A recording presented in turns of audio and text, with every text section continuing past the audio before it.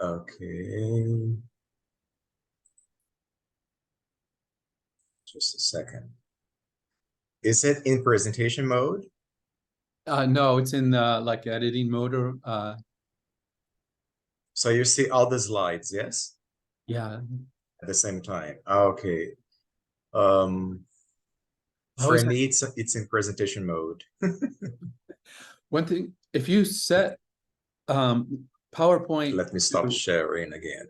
the kiosk mode, with you can get it to show where those slides on the left don't appear.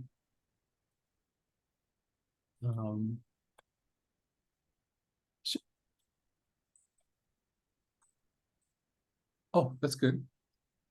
Do you see it now? Yeah. Yes, it's good. Okay, good. Okay, thank you. Thank you, Patrick. Good morning, good evening from Brazil. It's evening, Monday here still.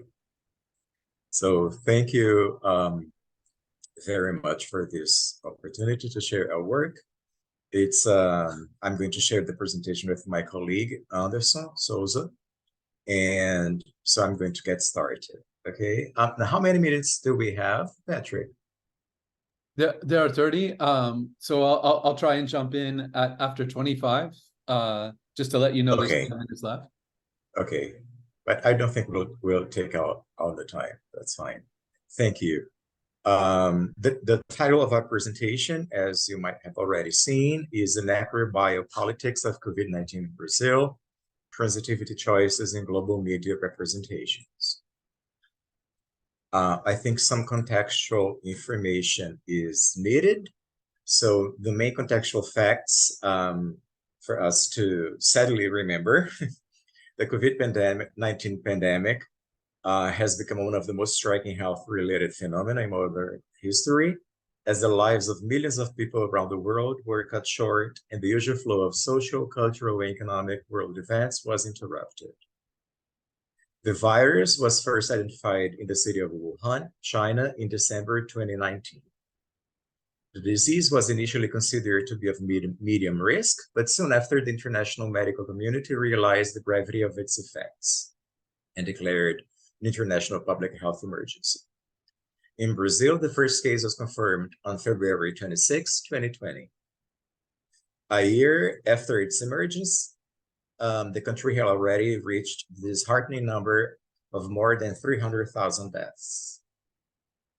However, despite the importance and severity of the pandemic, the Brazilian government, I'd say misled by former President Jair Bolsonaro, dealt with it rather ineptly and irresponsibly, drawing vast and severe criticism from various national and international human rights entities, medical research institutions, and other sectors of civil society. So after this general context, I like to share with you that our main objective was to investigate how international news agencies had represented the effects of the pandemic in Brazil on their websites, thus extrapolating the confines of national media coverage. And more specifically, we aim to describe the transitivity choices found in these websites as far as such representations are concerned, and discuss the extent to which these choices may reveal patterns in the management of life and death in this pandemic by the Brazilian federal government. Very quickly, as you certainly know, the system of transitivity was the basis of our analysis, and it is a theoretical framework in SFL devised to organize and explain language resources used to construe different representations of experience in what concerns the experiential metafunction of who does what to whom under what circumstances. So this was obviously very important for our research. Another important concept is the concept of biopolitics by Foucault. The concept of biopolitics represents the multidimensional ways in which control and subjection can be effectively implemented in society. Foucault describes such control as biopower, a pervasive element in human relations by which certain institutional mechanisms impact people's material experiences in society. Biopower, and this is important, expands itself towards the social body as governments aim to control life and death more broadly, affecting from social groups to entire communities and nations. Such control is often largely disguised in the crafty balance between power and knowledge, to which only a very limited number of people have access, as they are used to disseminate beliefs serving particular socio-political purposes embodied in discourses and regulatory practices. Another concept is necropolitics, unsettling the concepts of biopolitics as a universal category. Bambi proposes a debate over the complex ways in which some countries have long used military, economic, and political power beyond their territorial boundaries in their invariably violent colonizing efforts towards other peoples and nations. In these terms, Bambi refers to necropolitics as a way to account for the various ways in which, in our contemporary world, weapons are deployed in the interest of maximally destroying persons and creating death worlds. That is, new and unique forms of social existence in which vast populations are subjected to living conditions that confer upon them the status of the living dead. What we did in our research was to couple both concepts. We proposed the concept of necrobiopolitics in a paper that we published 2 years ago. For the purpose of the socio-political discussion initiated in this paper, which will hopefully inform other language and discourse studies, we propose a coupled conceptualization of biopolitics and necropolitics that we call necrobiopolitics, much in line with previous interdisciplinary studies. In order to position our discussion in the Brazilian context as mainly geared by our local experiences, where the governance of life and the production of death occur in ways that are contingent with our local histories, thus allowing us to question and denounce governmental inactions as part of a greater system of oppression that dictates, by action and or omission, whose lives matter and whose deaths do not. Now, my Anderson will continue the presentation, and I will come in back again in the 2 last slides. Anderson. Okay, hello, Fabio, and everyone. Can you hear me? Okay, thank you. So it's great to be here and to be able to share our research work with you. So I'm going to describe the method and some of the main findings of our study. So we searched for reliable news sources around the world by using FeedSpot, which is a professional service that allows for multiple websites to be checked in just one place. Then we selected the top 20 websites listed for initial screening. The final choice of 12 websites and countries was indicated by the cutoff value of at least 10 occurrences of news about the pandemic in Brazil in the period selected for our study, right, which was from March to May 2021. And this period was chosen not only because it marked not only 1 year after the beginning of the pandemic in Brazil, but also because it encompassed 3 of the most gruesome statistical landmarks around the time of data collection. That is 300,000 deaths, 400,000 deaths, and 15 million cases of COVID-19 in Brazil. So that took place in just 3 months, right? So after that, we carefully read all the collected data to identify the main themes described in the news reports in order to narrow down the scope of the research and focus solely on the most important events. And finally, the transitivity analysis was carried out to classify the main process types and participants involved in each of the clauses addressing the selected themes. And I'm not going to read the entire table here, but these were the news agencies selected for our research, right? Fabio, the next slide, please. And these were the main themes found in our analysis. High death rates, death of children and pregnant and postpartum women, hospital and health system collapse, hunger, refusal to adopt safety and lockdown measures by the former president, of course, stop whining. I'm going to explain what that means in a few minutes, change of health ministers, purposeful delay in purchasing vaccines, and Senate inquiry. So I'm going to describe each of these main themes shortly. Okay.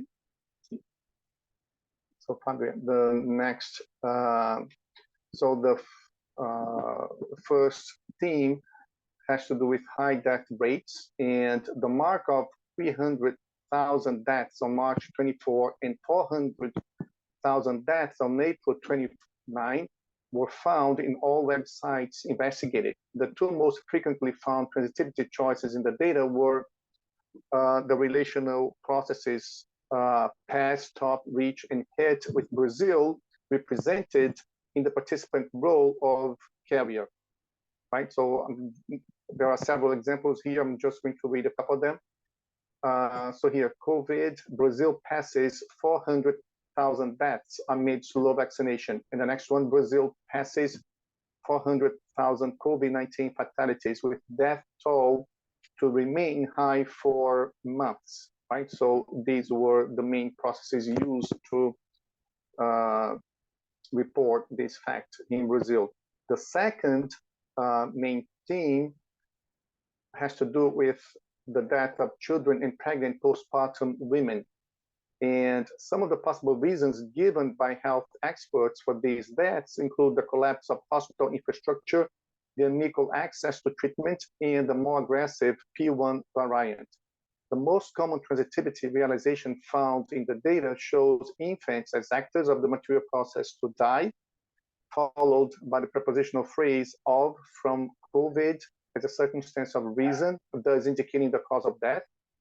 And in other cases, COVID is represented more explicitly as the agent of death in the participant function of actor in the material process kill, while the dead children take the role of goal, as the following examples show, right? So here, since the start of the pandemic in Brazil, hundreds of babies have died from COVID-19.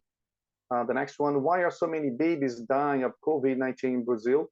And there's this one from BBC, why is COVID killing Brazil's babies? So in this case, we have COVID as the actor, right? As for the next theme, which has to do with hospital and health system collapse, so this was another damaging consequence of the pandemic in Brazil, making headlines around the world.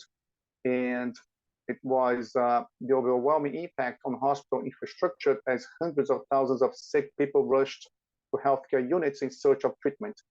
Among several headlines, the word collapse, whether in its more congruent material form or its nominalization, was the preferred choice to represent the shocking scenario that took over Brazilian hospitals. So we have some examples here. Brazil's health system has collapsed with COVID. Next one from Germany, Brazil's health system has long since collapsed. And the next one uses nominalization, Brazil's COVID hospitals are close to collapse, right? I'm going to, let's go on to the next main theme found, which is about hunger. And this was another impact of the pandemic, worsened by the accompanying economic crisis, which was led to the increase of hunger and food insecurity that affected millions of Brazilian families. But in this case, the transitivity configurations used to represent this aspect of the pandemic usually occurred either through the relational process to go hungry or through the relational attributive process to face hunger. The analysis also found on a relational clause with the nominalization hunger functioning as carrier of the relational process to worsen. So we have here some examples. Tragic combination, millions go hungry amid Brazil COVID crisis. 19 million Brazilians have gone hungry during the pandemic, right? And the next one, ravaged by COVID, Brazil faces a hunger epidemic.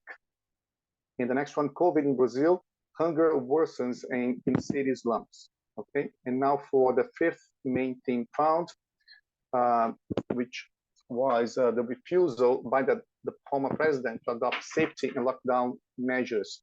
So since the beginning of the pandemic, Bolsonaro refused to accept the gravity of the situation, and he deterred any firm actions to stop the spread of the new coronavirus.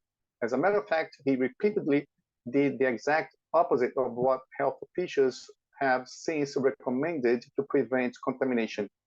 On several occasions, he appeared in public events not wearing a mask and gathered thousands of people to rally against opposing politicians and health authorities who defended lockdown measures. So the following instances show some of the tens of news items denouncing his inept behavior, where he is represented as actor in material processes such as reject, oppose, refuse, and ignore, while lockdown and safety measures usually take the position of go. So here's some examples. Bolsonaro rejects lockdown despite Brazil's record COVID-19 death toll. The next one, hospitals are overcrowded, but President Bolsonaro opposes any lockdown measures, right?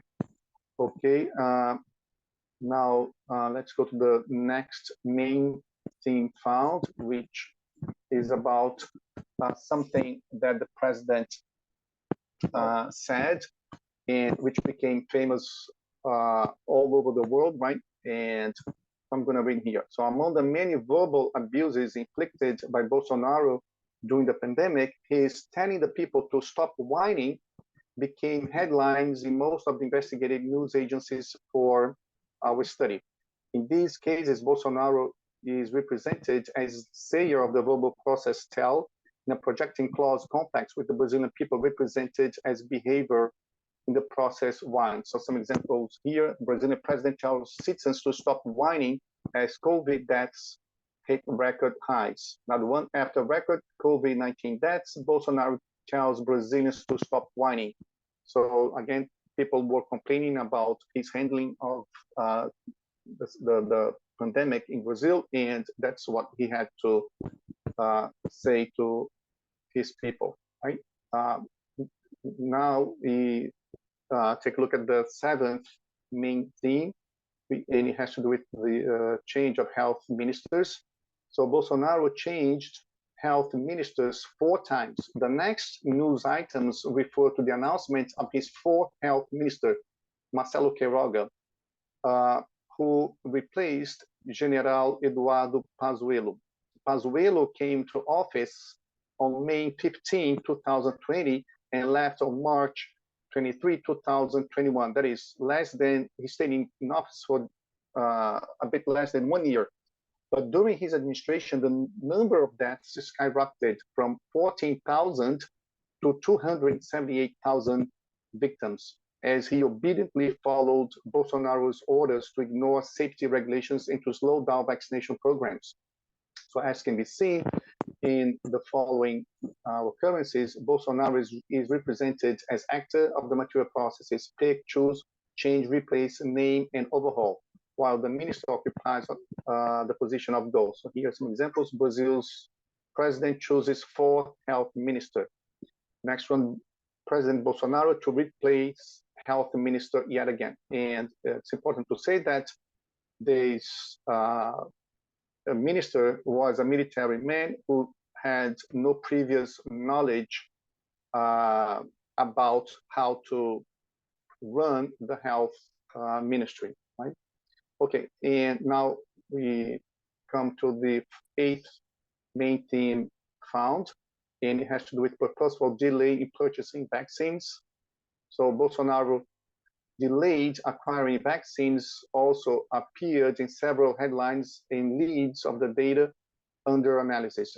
These pieces of news were mainly represented through the relational processes B with either the government or its vaccination program in the position of carrier, and the adjective slow in the position of attribute. He also claimed the virus was created by China, and he avoided contact with several pharmaceutical companies. Some examples here, we have Bolsonaro criticized as Brazil tops 400,000 COVID deaths, and in this case here, the sentence that was analyzed is this one here: Jair Bolsonaro's government has been slow to buy vaccines The next one, Brazil's coronavirus disaster reached a new milestones, and the sentence which is important here is the next one. As Brazil passes a COVID-19 milestone, a key issue now is making sure vaccine distribution outpaces the spread of the virus, but the inoculation effort is slow. And the next one, China critic Bolsonaro links coronavirus pandemic to biological warfare. And the next one has to do with his refusal to contact pharmaceutical companies. So it says here, Brazil ghosted Pfizer when it offered that the country 70 million vaccine shots. And the next one, pharmaceutical giant Pfizer offered Brazil as many 70 million doses of its COVID-19, but it never got an answer, right? And now the last main thing found in the analysis, which has to do with the Senate inquiry. So after much debate and political struggle, the Senate finally managed to start an inquiry to investigate the role of the federal government in the disastrous handling of the pandemic. Bolsonaro's terrible management is represented by means of several transitivity configurations. The following examples show some occurrences found in the data with the processes hurt, blame, focus, and pressure. We have here coronavirus senators say anti-China views hurt Brazil's access to COVID-19 vaccines. The next one, in parliamentary inquiry into president's handling of the coronavirus, senators blamed Bolsonaro and his inner circle for vaccine ingredient delays. And the next one, Brazil COVID inquiry focuses on chloroquine. In the next one, Brazil COVID-19 death toll rises by 1,480 as probe pressures Bolsonaro. Okay, Fabio. Thank you. Okay, thank you, Anderson. We are reaching the end of our presentation. We have 2 final slides only. Here, I'd like to share with you some of the main findings and some observations based on our sociopolitical discussion of the emerged language patterns from our analysis. So first of all, there is the issue of the initial unity discourse. The notion that all Brazilians were collectively fighting COVID-19 proved unsustainable. Economic implications hit the poor disproportionately, worsening living conditions amid job insecurity and minimal welfare. Necrobiopolitics dynamics. The narrative of a nation facing a common enemy illustrates pervasive necrobiopolitics. The crisis exposes stark disparities, with marginalized groups enduring dehumanizing impacts based on social class, race, ethnicity, age, gender, sexuality, and disability. Shift in enemies. The original concept of a common enemy in COVID-19 evolves into targeting perceived foes such as left-wing politics, communism, feminism, LGBTQIA+ groups. Misinformation emerges as a profitable tool, fostering an atmosphere where dissent is suppressed and diverse voices silenced. Sorry. Authoritarian governments like Brazil's former federal administration exploit crises to weaken democracy. Objectives include press censorship, subjugation of minority groups, decimation of indigenous peoples, and the exploitation of the poor and of natural resources to consolidate power and wealth. Conclusion, the narrative shift from a united fight against COVID-19, primarily present in Bolsonaro's discourse, to the targeting of diverse groups reveals a deeper agenda by authoritarian governments, compromising democracy and perpetuating inequality. Our last slides, some of the key findings. Transitivity analysis reveals distinct patterns in global news on Brazil's COVID-19 response. Federal government inactions guided by or misguided by President Jair Bolsonaro play a pivotal role. Necrobiopolitics framework employed to examine power dynamics, institutional control, and regulatory practices. High death rates signal inadequate pandemic governance.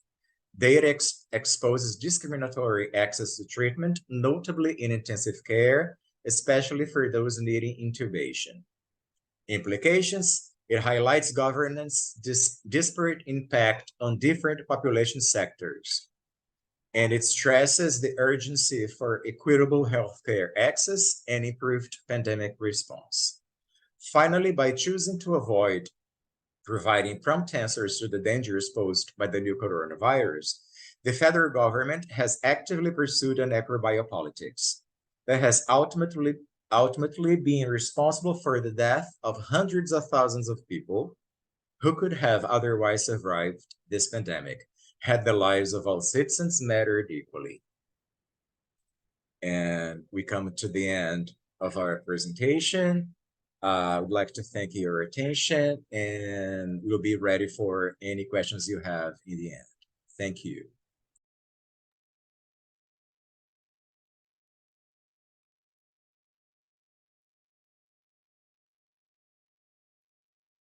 Oh, there's a comment.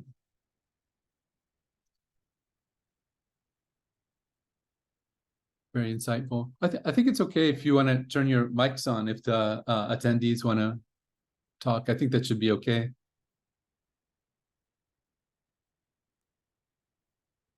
Sure, we'll be happy to answer any questions they have.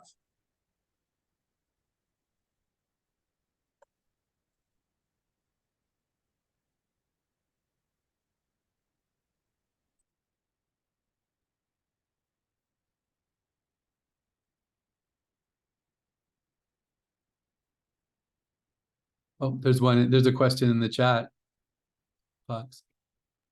Okay, just so Anderson, would you like to take this one? Yes, sure. Fabio,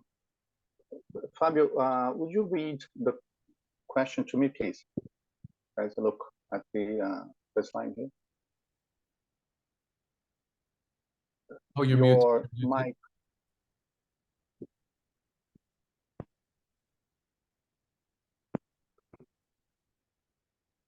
Oh, I forgot to unblock.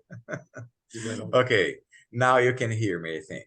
The question is, in the seventh case, slide about the seventh theme that we found. The processes pick and replace. Do you think they can be mental processes?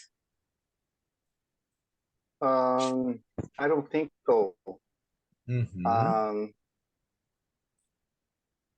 I think they're material processes because it wasn't just a matter of, thinking about doing something. So it was a matter of actually carrying out an action that led Create a change. to, yes, right? Yeah, I agree.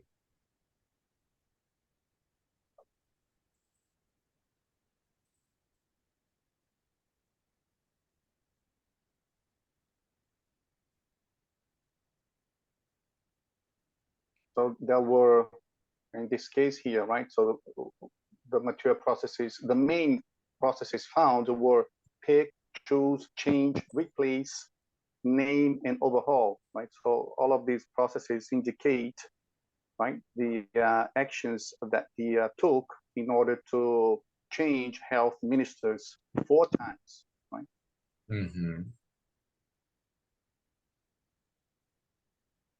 All right.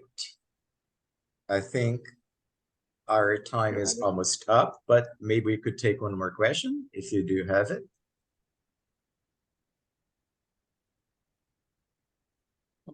I wanted to ask about, I'm new to research too, so about data collection or data analysis. Did you use any kind of tools or for data analysis, like qualitative data analysis or for mapping out the results we collected? Yeah, yes. No, what we did was just it took us some time to find reliable sources, actually professionally evaluating websites, international websites all over the world.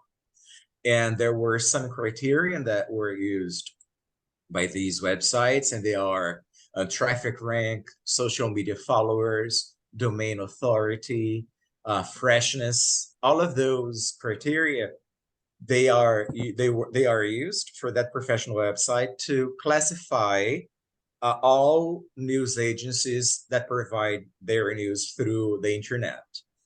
And so after finding that website, what we did was we chose the 21st ones. But in the 21st one, sometimes there were 2 or 3 news agencies from the same country. So we only selected one, so that no country would be represented more than once.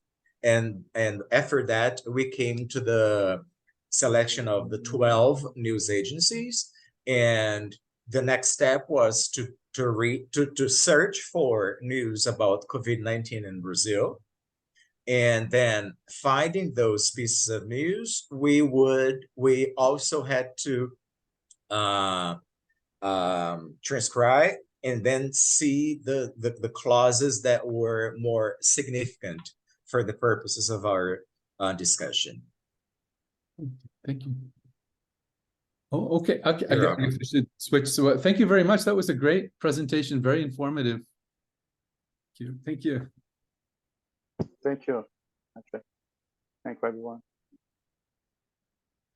But okay, so with Esther, would you like to start your presentation?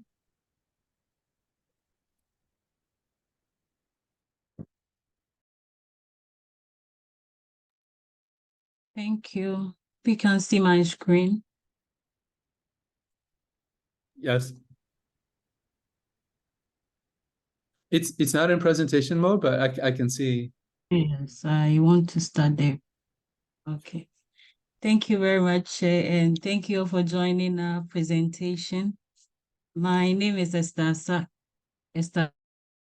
Asari, a PhD student at the Department of Linguistics and Translation, City University of Hong Kong. My co-author is Comfort Bonsu, who will join in the course of the presentation, although I will do the entire presentation. And in the next 20 minutes or so, we'll be talking about how gender is constructed through transitivity choices in television advertisement, broadcast, and Akan. So Akan is spoken in Ghana. It's part of the Kwa branches of the Kwa branch of the Niger-Congo phylum. There are some other varieties spoken in Ivory Coast and Benin as well. But the Akan we analyze in this study is the one spoken in Ghana. It's among one of the most widely spoken indigenous languages in Ghana. And so it's used widely in the media in Ghana, in newscasting, and more importantly for our study in advertisement as well. The picture you see on the right is just one of the cultural dances of the Akan. Okay, so just for us to have a feel of the kind of advertisement we analyze in this study, I want to play this video, very short, about 20 seconds of it. And then while we watch this, I want us to pay attention to the setting, also to the individuals involved in playing out the roles in the advertisement, and also the activities, the kind of activities they are involved in. Okay,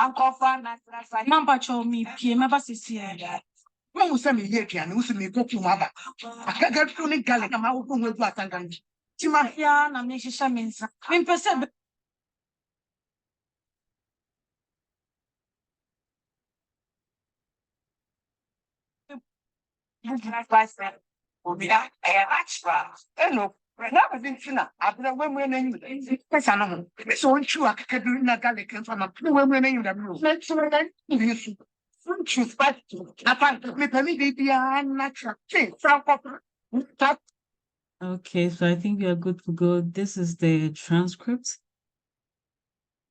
I will give a brief introduction, and then I will talk about our methods and data, and then I proceed with the results and discussion and conclude. So advertisements are persuasive tests, and according to Matthewson's 2015 registrar cartography, we can categorize advertisements as recommending tests. But what do these advertisements recommend? In the first place, the primary persuasive function of advertisements is to recommend products to or services to some kind of audience. But as they do this, they end up realizing a second persuasive role, which is to promote some societal norms and ideologies. And one of these is gender ideologies.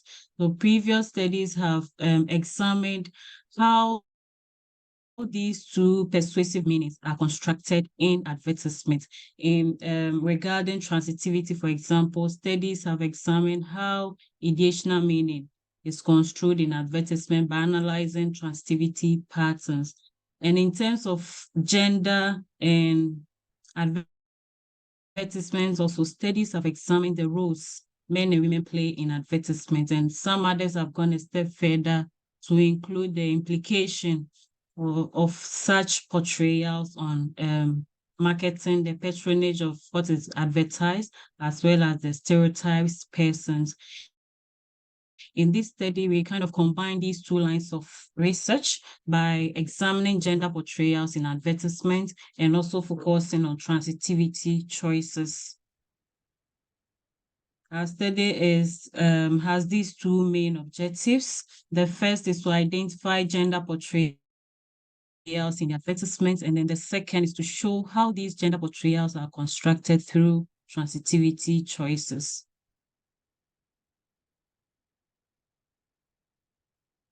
Okay, so this study is qualitative, so we use techniques from qualitative research, such as the idea of cultural context. So the analysis of data in this study is based on the system of culture of the Akan. For example, our definition of gender is consistent with what already exists in the system of culture of the Akan, which makes distinction between two genders, the female gender, which is in association with the biological sex, which produces ovaries, and then the male gender, which also associates with the biological sex that produces sperm. So we use this same kind of distinction in this study. And then in terms of theory, this study is situated in SFL system of transitivity. Specifically, we use the subsystem process types. And through this, we're able to show how gender is represented through acting, through sensing, through having and being, and so on. Okay, so here's a summary of our data. We used 9 advertisements that were gathered from 2 quite popular television stations in Ghana, Adom TV and United TV.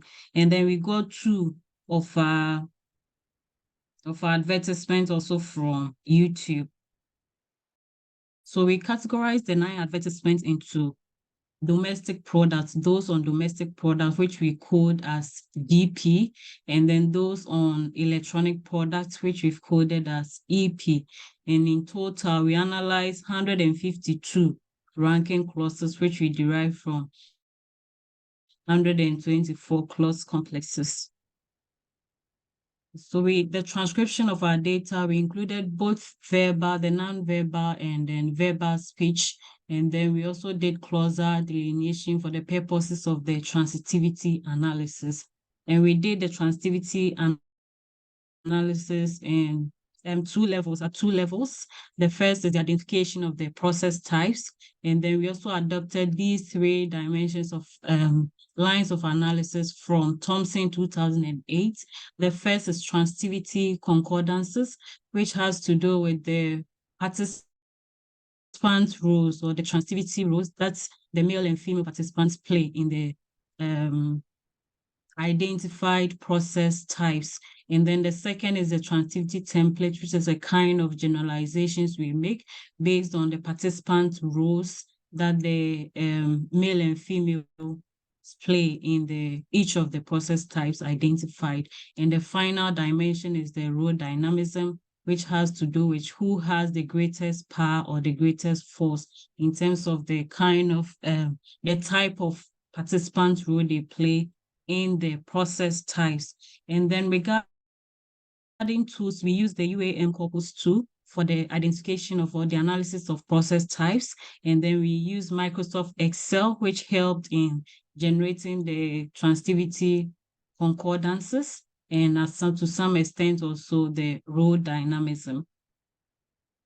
So now the discussion of the results. So we discussed the results in 2 lines. The first is the identification of the gender portrayals, and then we end with the transitivity analysis. Okay, so I want us to look at the setting of the advertisements. So later on, we make assumptions about the gender portrayals based on these settings and also other things we'll talk about very soon. So on your right,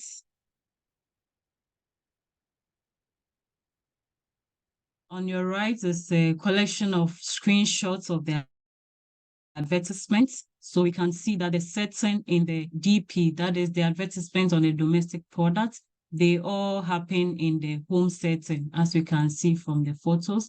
And then we can also see that the major participants in here are females, also shown in these photos. On your right, we show pictures of the EP advertisements, and we can see that we have a mixture of both females and males as participants in these advertisements. And then most of the advertisements happen outside the home setting, except for this one, where the pointer is, which took place in the home setting, but then it ended in the shop here.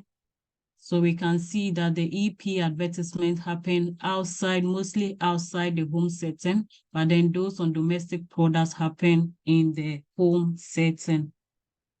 And then in terms of utterance time also, we notice that in the DP advertisement, there are so many female participants. Yes, so I've highlighted the male participants in red. For the male participants, those that play active roles are just 2, fiance and then man. The one labeled male voice is just a voiceover. Doesn't play any active role, just a voiceover. All the others are female participants. And then in terms of number of utterance time also, we can see that females have a very large number of utterance time is given to the female, 77 utterance time as compared to 37 utterance time for males. So what does this say about gender portrayals? That females dominate in advertisements on domestic products, which also confirm previous studies. And then in the EP advertisements, on the other hand, we can see that males dominate. The males participants are those that I have highlighted in red, so they dominate in the EP advertisement. But then we can see that females, on table 3, females have more utterance time than males. And then this can be explained because the 2 of the advertisements are monologic. The EP1 and then EP3 are monologic tests. And so in such tests, there's no competition over utterance time, and that accounts for the large number of utterance time given to females. EP2 is non-monologic, but then there are no female participants in this advertisement. And then in EP4, it's also non-monologic, and then there are both male and female participants, but we can see that females have limited utterance time compared to males. More utterance time is given to males. So what does this say about gender portrayals? That females have more utterance time only when there is no competition over utterance time. And then this confirmed previous studies that in Akan communities, females are not expected to assert where there are men. And so accounting for why females are given smaller utterance time in the EP4 advertisement, for example. Okay, so based on the participant roles and also the utterance time and other things, we identify these gender portrayals in the advertisement, which are kind of stereotypes. So the first for females is that females are expected or they are responsible for house chores, and then they are also portrayed as financial liabilities of men, and then the mothers-in-laws are also portrayed as difficult to please. And then for men, we see portrayals such as males as providers and the masculine aggression and domination, males as having enough knowledge in technology. So now we move on to the transitivity analysis. We identified 5 process types in the 9 advertisements: material, mental, relational, behavioral, and verbal processes. And in figure 1, we can see that the material process has the most frequent occurrence. We can say that this is because of the nature of the advertisement. They are audio visuals, and so they are acted. And also we can, in terms of gender roles, we can say that it's because the males and female participants in there are seen acting their gender roles. And then the next most frequent is the relational process, also because this is an advertisement test, which is recommending. And so the participants frequently recommend products to people, and then they do this by stating the qualities of the products that are being advertised. Okay, the transitivity concordances, we summarize the participants' roles that each of the male and female participants play in the advertisement here. I'm not going to read all of them, but then in actor plus go clauses, we can see that both males and females are actors, and then they are also both actors in the intransitive material clauses, that is actor minus go and actor plus scope clauses. And then to the far end, behavior, we notice that it is only females who serve as behavior, and it is also only males who serve as career in relational processes. So here again, we also see another category, others, and this refers to participants who are neither males nor females. Most of them are the names of the products being advertised, and this show a significant number of occurrence because the information about the products being advertised are included, just because these are persuasive tests. So they are included to help promote the products or services being advertised. And then for the role dynamism, as I said earlier on, we adopted this from Thompson 2008, but also originally from Hassan 1985. So they give these participants roles as some of them having more force or more power than the others. So the highest on the client is the initiator or assigner. And then we can see that neither male nor female participants assume this transitivity role. But the next highest is the actor plus go. And then we see no significant difference between males and females who play this transitivity role. But to the far bottom, the lowest, we see go. And then go is realized only by females. Males do not realize go in the material process. So this shows that both males and females show equal, they are equal in the high dynamic roles, but then they differ in the less dynamic roles. Okay, for the transitivity template, I summarize the template for females here. In material processes, we generated 3 templates for females, and then we can see that in actor plus go, that is transitive material clauses, women do house chores, so they act by doing their gender role, which is house chores. And then for in mental processes, females will just sense their gender roles, or sometimes they also sense the products that are used in performing these gender roles. And then for the relational clauses, the females do not necessarily serve as participants, except for the possessor, the possessive relational process. For the circumstantial and intensive attributive, we can see that the females do not necessarily serve as participants, but we include this because there are a significant number of them, and in each of them, the females recommend products. So this projects the gender portrayal that females are good recommenders. Okay, and also the behavioral clause also is peculiar to only the female participants. And then in the behavioral processes, they serve as behavior. They behave in certain ways. And here's a summary for the template for the male participants. We can see that in actor plus go processes, the males create or they provide things. And if there's an optional attribute, this attribute will indicate a larger quantity.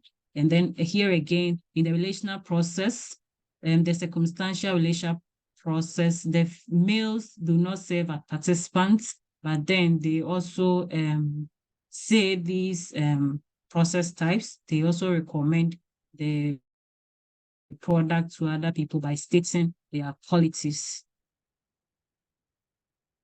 Okay, so I will illustrate these templates with one example each for males and females in material and mental clauses.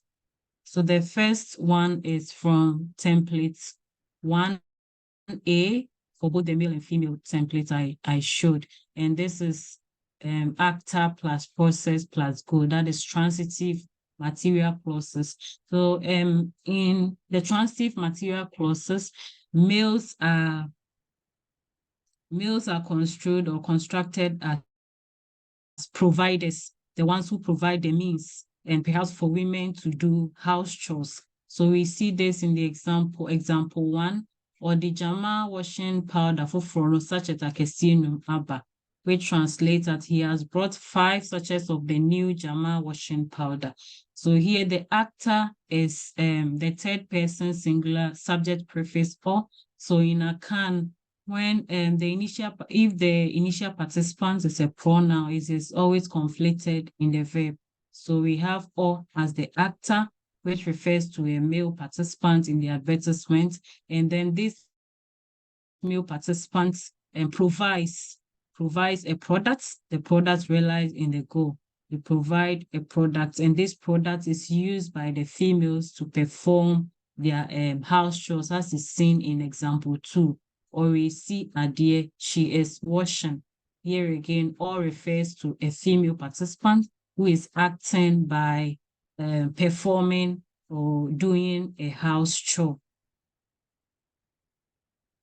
Okay, in mental processes, both males and females are also presented as, their gender roles are presented as behaviors that are supposed to be, not supposed to be learned. They are supposed to sense them in the environment. So in example 3, one who jama so 15 boxes no, and then I add the projected clause to complete the meaning.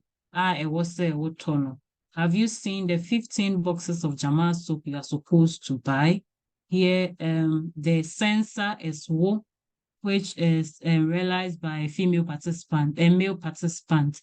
So here again, a male participant is being told to sense the phenomenon realized as the product that being advertised. So they are to sense this product as a responsibility. And in the female, the example for the illustrating the female template, the templates for the females, we also see the female sensing. So when who say Mary Adriane, again, I add the projected clause just to complete the meaning. So you have seen that I am cooking. Here again, the sensor refers to a female participant in the advertisement who is supposed to sense a gender role. So this again confirmed previous studies that gender roles are not biological, but they're rather socially constructed and constantly reinforced by society. Okay, so far we've been looking at advertisements as a persuasive test, and then that advertisements, apart from their primary persuasive role, they also communicate some gender portrayals. And then we've seen that both males and females are giving stereotypical representations in advertisements, and these were reviewed through the transitivity choices and then role dynamism in the advertisements. So this study contributes an account data, so scholarship on SFL, transitivity to be specific, and also to language and gender, to some extent also to media studies. And then it's also a step for a full functional description of the grammar of Akan. So here are some references. In Akan, we say "Midamase," which translates as "thank you" in English.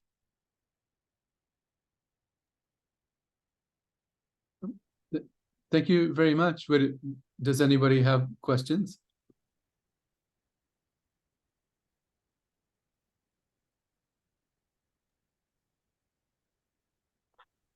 Hi, Patrick. Yes, I do. Let me turn on my camera. Okay. Hi, Esther.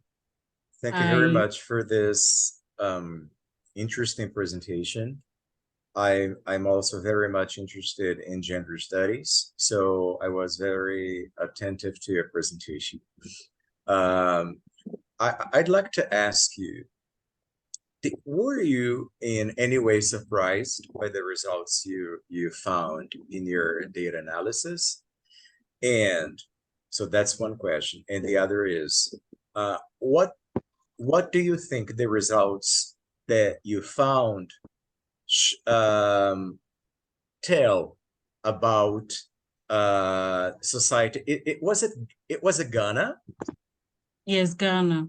About society, about gender roles in Ghana at the moment. Okay, thank you very much. I think I was surprised at some of them, but not all of them, because as you say, you asked in Ghana, these roles are they are consistent with what exists in Ghana. So these gender roles, women acting by doing their house chores, it's very common. That is the case in Ghana. So that is not surprising. And then men as also dominating in electronic advertisements on electronic products is also not surprising. What will be a kind of surprising will be the inclusion of the females, because males in Akan communities are regarded as those who have more knowledge in technology. So to include females in the electronic advertisements on electronic products will be a kind of change in these stereotypical representations about women. So some of them are just confirmation of previous studies, and then others are just new example, the inclusion of the females in the EP advertisement.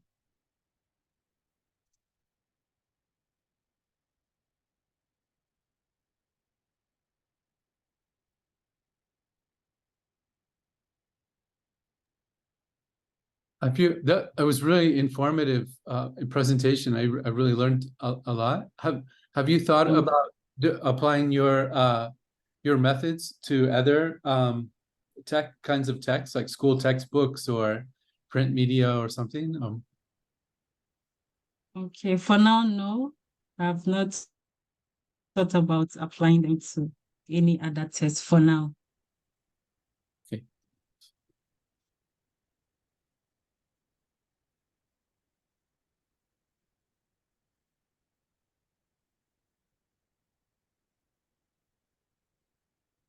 Any other questions from anyone?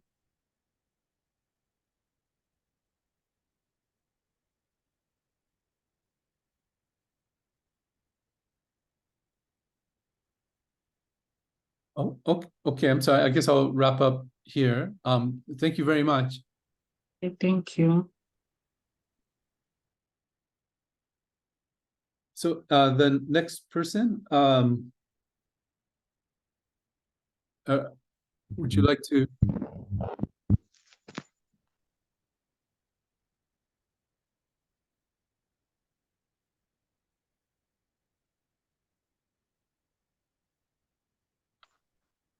So I think it's I'm sorry if I'm mispronouncing your name. Ologunmi? Yes, it's Olugunmi. Okay. Olugunmi Funmi Oyebanji. Okay. Good morning from Nigeria. And I'll be presenting on the title Migration Discourse, the legitimation of Japa. Do you have slides or something? Yes, I do.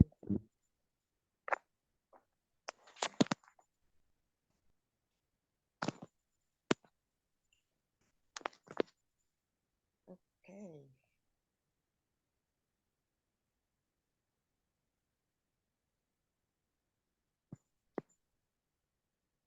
Oh. Okay. Yes.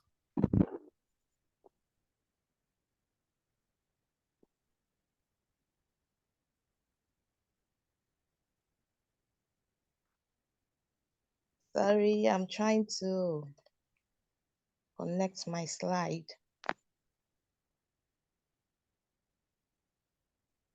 Okay. Can you see my slide now? No, they're not showing up.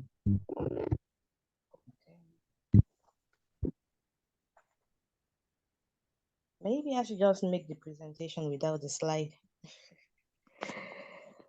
But can you hear me? Yes, I can hear you.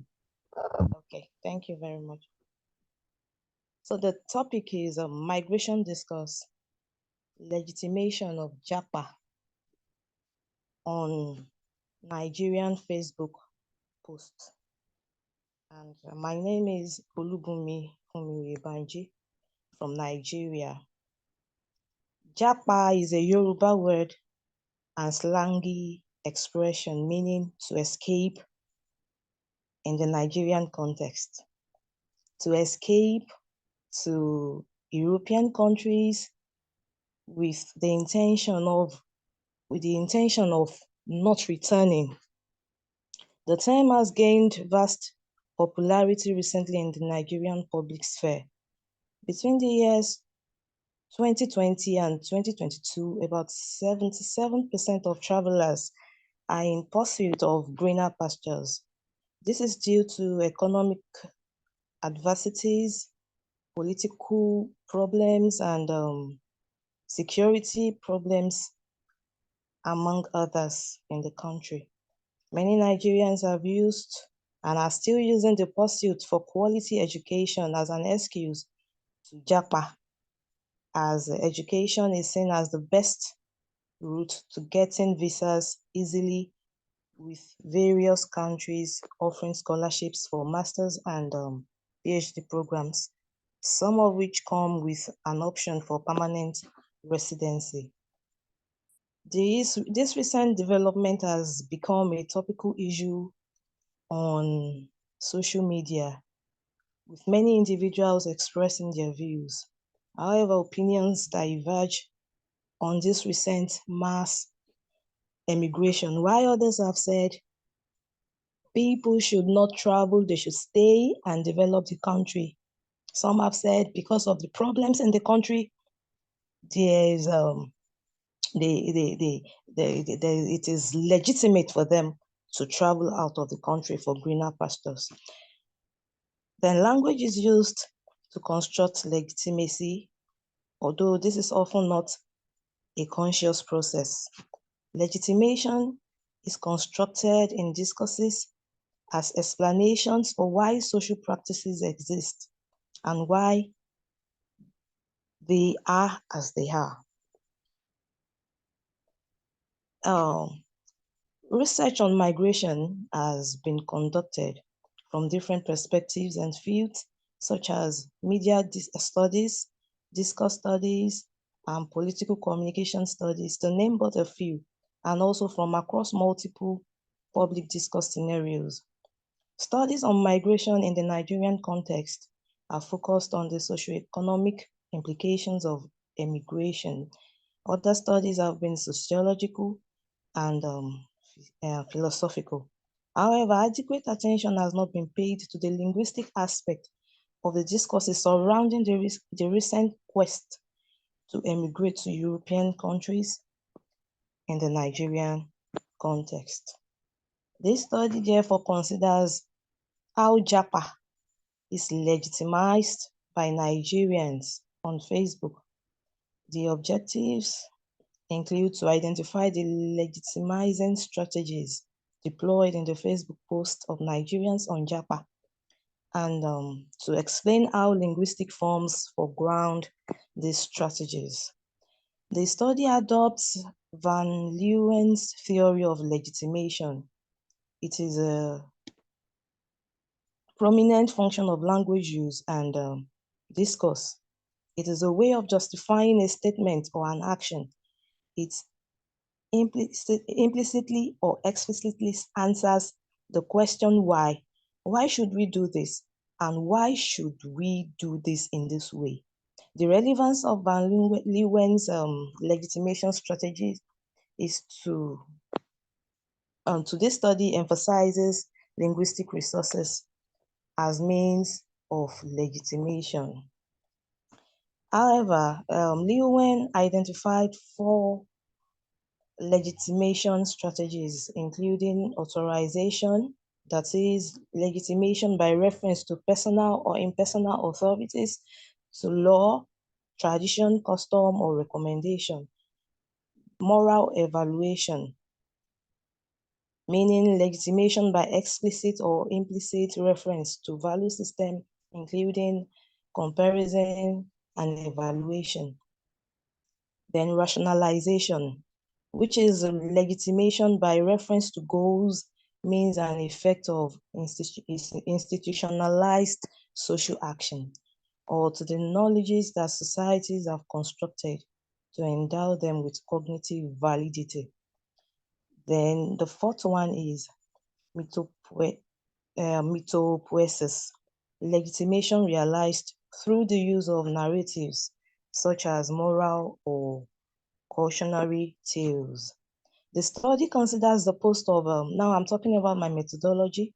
The study considers the post of Nigerians on Japa on Facebook between January 2022 and January 2023 being a period marked by increased discussions on immigration in Nigeria. I extracted the post on Japa by typing the word Japa and Japa syndrome on the search box on Facebook, and filtered the post by selecting all the posts between 2022 and 2023. I also sorted by public posts and anyone. This helps with the problem of saying only the post of my friends. I also restricted the data set to only posts. A total number of 52 posts was realized at the end of the search. The method of data analysis was qualitative. Now to the data analysis and findings. Writers of Facebook posts on Japa have, especially the pro-Japa activists, have used authorization, evaluation, rationalization, and mythopoesis legitimation strategies. And I will be starting with the authorization. The authorization has been foregrounded using material processes, using verbal processes, and the authorization by conformity.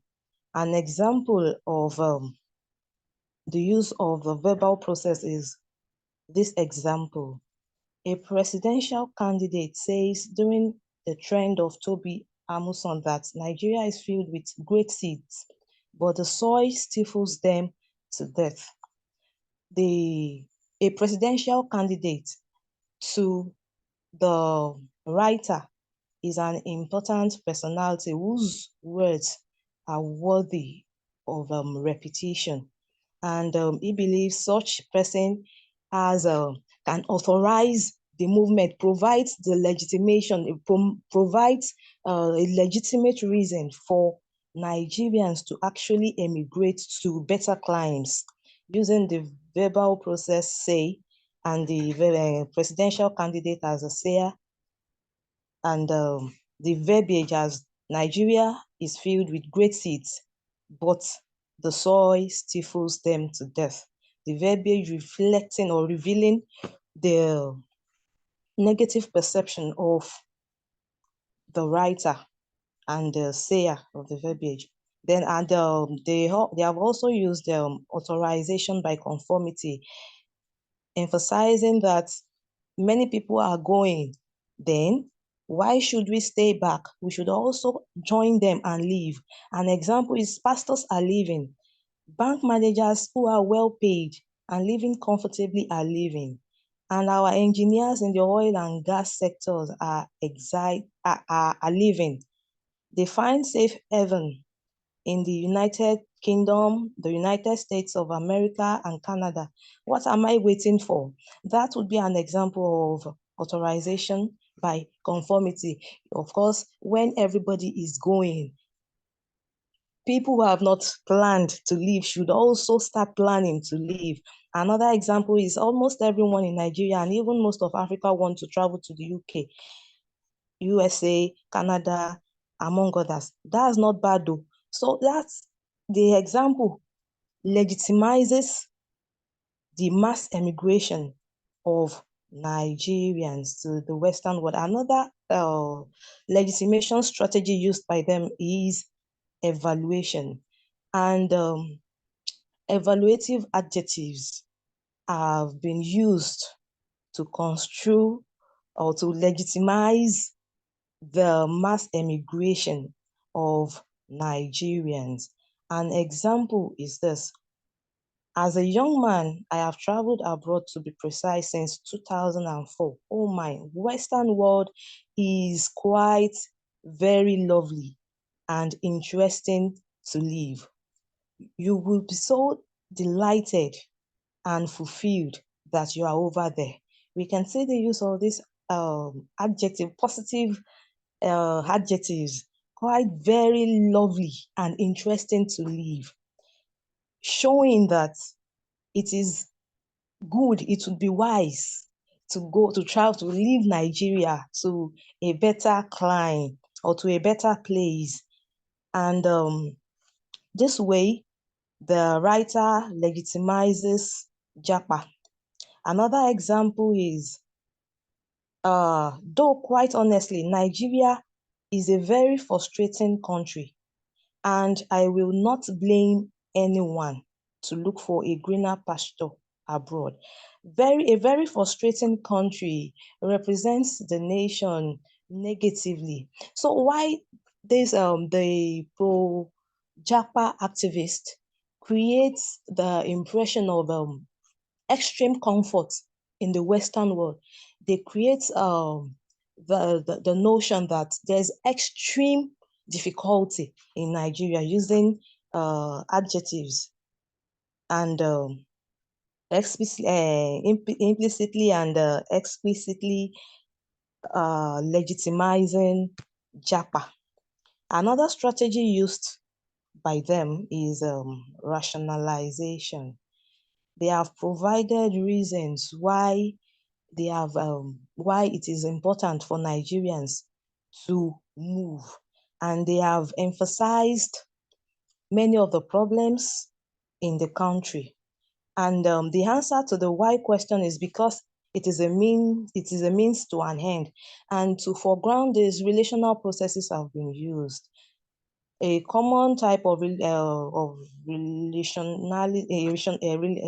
rationalization is the instrumental rationalization.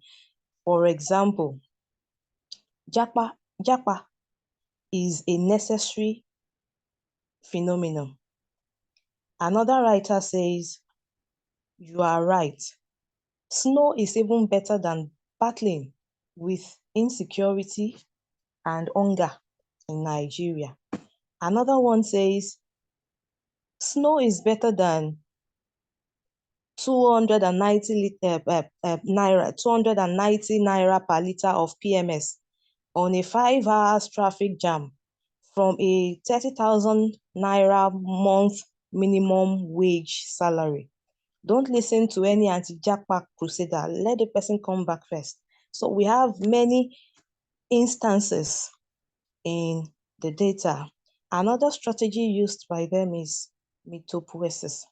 This strategy is stories are told, positive stories showing the positive rewards of people who have actually emigrated to the Western world are told to further encourage Nigerians to move. An example of this is, I was speaking with a friend who just jackpot to UK that used to earn 70K monthly in Lagos, and she's working now as a care support. She told me she earns between 1,005 to 1,007 pounds, equivalent to 1.5 million naira in 2 weeks, depending on how many hours she puts in. That after expenses, she easily saves between 1 and 1.5 million naira monthly. So this would be an example of the story of a person who is doing well in the Western world, further legitimizing Japa in the Nigerian context. Then in conclusion, this study has shown that people justify or account for their actions mostly if they know or expect that others disagree, condemn, challenge, or attack them because of their actions. The study has shown that authorization, evaluation, rationalization, and mitopoesis are strategies used to justify the mass emigration in Nigeria. The study further emphasizes the role of language in legitimation. The significance of the study is in its analysis of a strain of migration discourse, which sheds light on a unique phenomenon in the narrative of emigration in Nigeria, a no-return migration, which has serious consequences for national development. And I would say thank you for listening.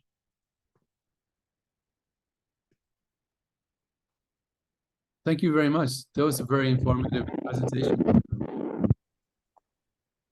Does anybody have questions? Feel free to take your use your mic too.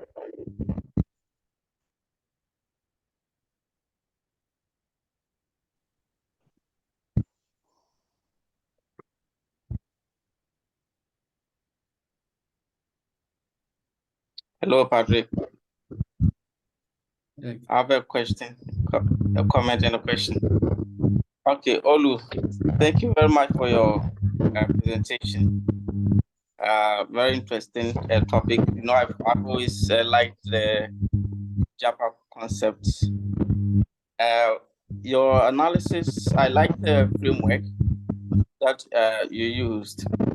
But as you present, I also felt that you were making references to some valuation or some examples that for me are related to appraisal.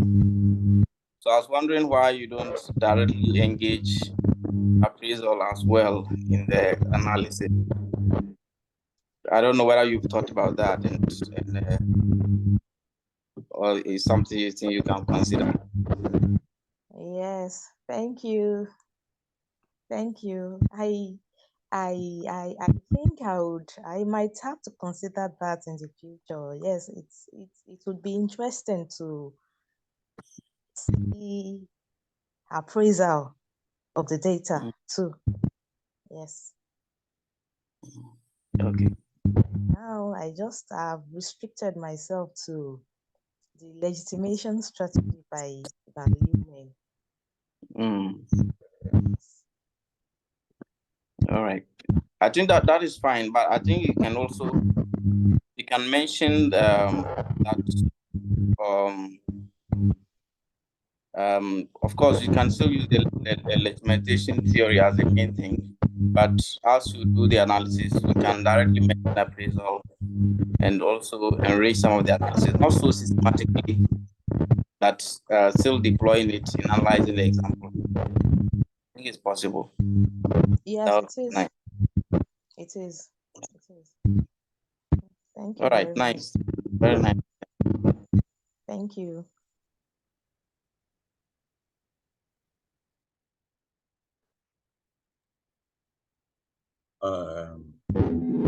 Hi, Olubumi. Thank you for your presentation. Okay, let me organize my question.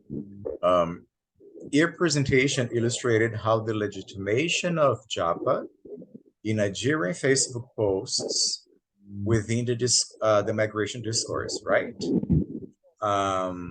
I'm interested in understanding if you encountered any notable variations in how different demographic groups engage with or perceive this discourse on social media.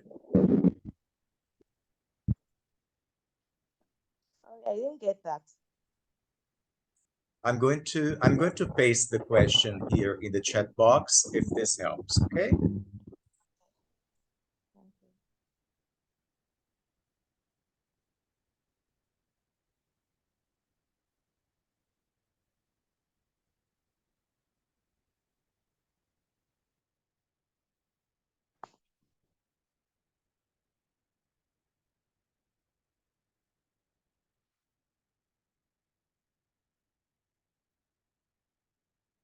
Okay.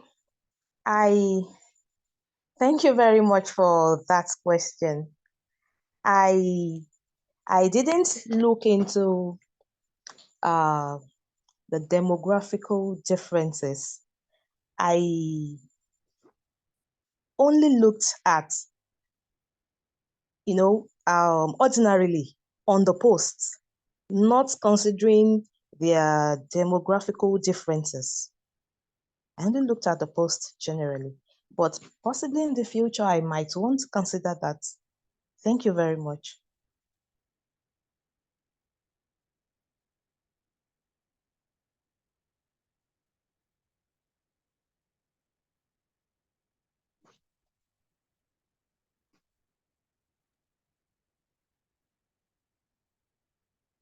May I ask a question? Is the Chapada escape having a significant impact on Nigeria? For example, is there a brain drain?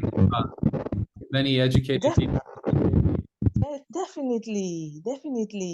So many problems because of the mass immigration. When you get to the hospitals, somebody posted an instance of going to the hospital in the morning, telling a doctor about whatever the problem was, and in the afternoon when the person got back to the hospital for possibly to present the result of the test he or she went for, he had to meet with another doctor and had to narrate the health challenge again. So it's a problem. It's a problem.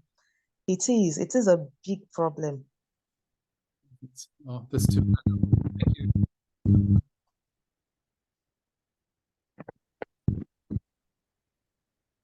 Yeah, hello. If there is time, maybe I want to make some comments in relation to the question on the demographics, because I think in Ghana we are also experiencing some JAPA in the last 2 years, quite similar to Nigeria for similar reasons. You may not find variations if you don't. You may want to look at it more systematically and see if you want to profile people you know and see what they post on Facebook. But if you move outside the Facebook posts and look at the dynamics of migration and the people migrating, I know in Ghana now, I think top on the list will be healthcare workers, especially nurses. Nigeria.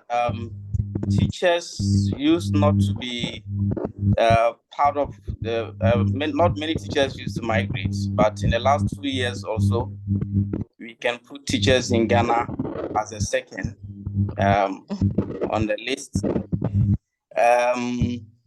So, and also, if you move outside professions, you see that many people are traveling.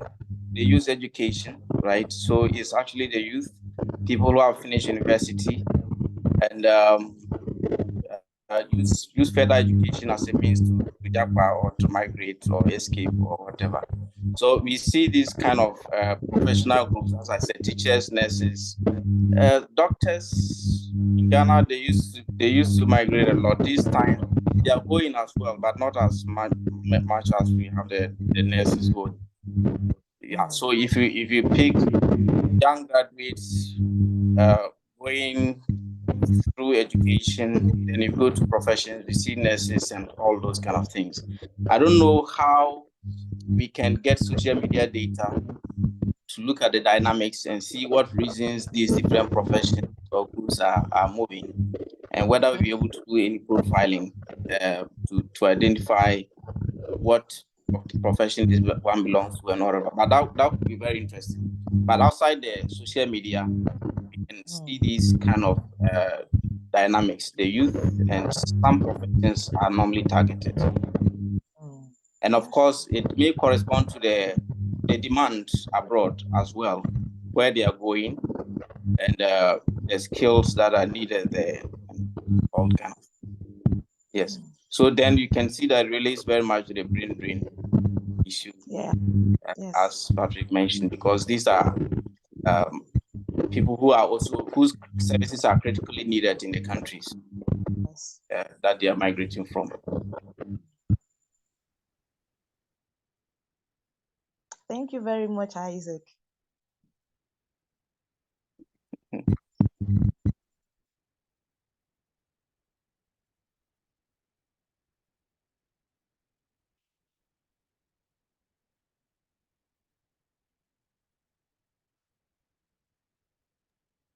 I'm sorry if I'm not asking very good questions, but I was curious too. What kind of language would people on the other side use, or how would they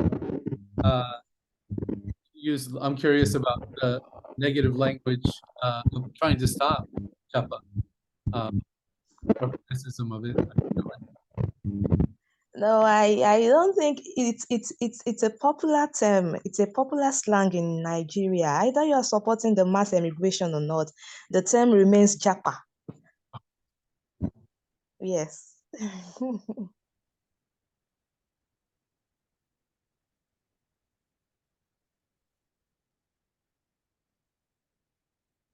Do you think that people engage in legitimization of it because they feel a sense of guilt or something, or?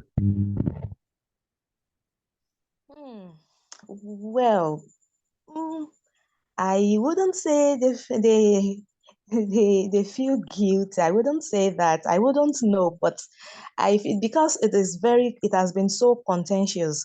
Why some have said they should have stayed to develop the country instead of running away.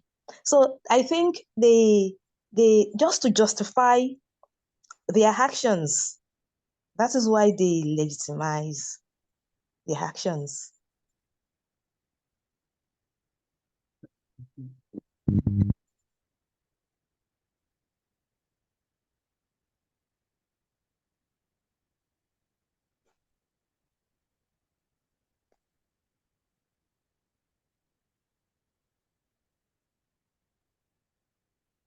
Any other questions? Just this is almost perfect timing for the next person. Thank you very much. I'm really, your presentation and the other two were excellent. So I'm learning so much from you all. Thank you very much for your time.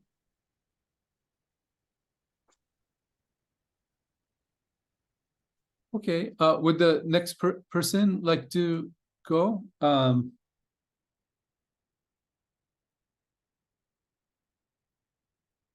sure if I see. I'm apologize. I'm bad with the names. Famduk, is that here? Yeah. Thank you. Here am I. Okay, thank you. I'm sorry. Yeah. Thank you so much. I'm trying to get into the access in Vietnam now. It's a little bit difficult with the internet connection, so that's why I. Okay, thank you so much, Patrick Mannion. Okay, yeah.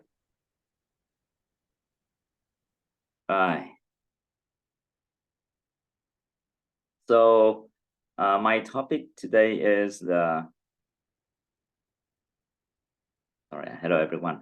Again, I'm trying to find.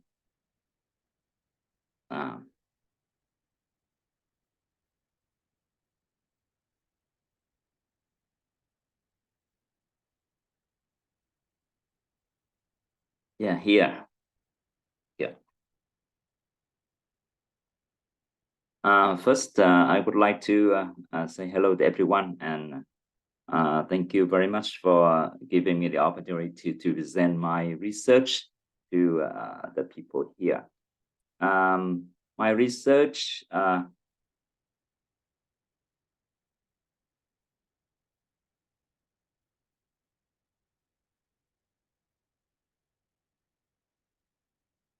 So I should only focus on the logicality in news text translation to conjunction and continuity from the systemic functional linguistic perspective. I am Phạm from the International University, Vietnam National University. First, let me say something about logicality in news text translation.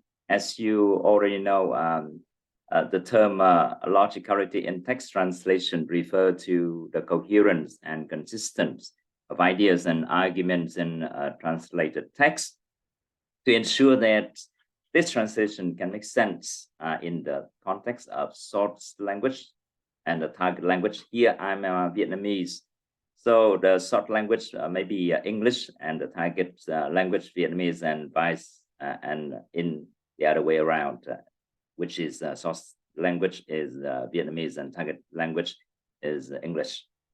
The second things, logicality refer to the reserving the logical flow and structure of the original text while adapting it to the linguistic and cultural norms of a target language. The logicality in news text translation use the conjunction and continuity. In other words, to preserve the logical semantic relation. Oh, I'm sorry.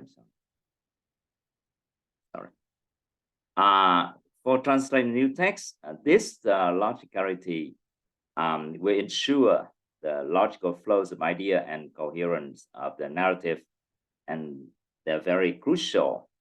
So translated text can become accurate and understandable to the target audience. The context of logicality, the context of new text translation regarding logicality. Nowadays, mass media plays a crucial role in spreading culture, economics, and political knowledge known to the public. So it's necessary to translate text regarding the impact of making the knowledge known to the public, especially in the context of Vietnam. Now, as you know, Vietnam is in the process of regional and international integration. So that's why we need a lot of translated news text to to spread the knowledge to the public. However, we need to see what kind of text types or genre, because if they if we want to translate the text, we need to find out the primary function of the text. Here in my research, I have some problems.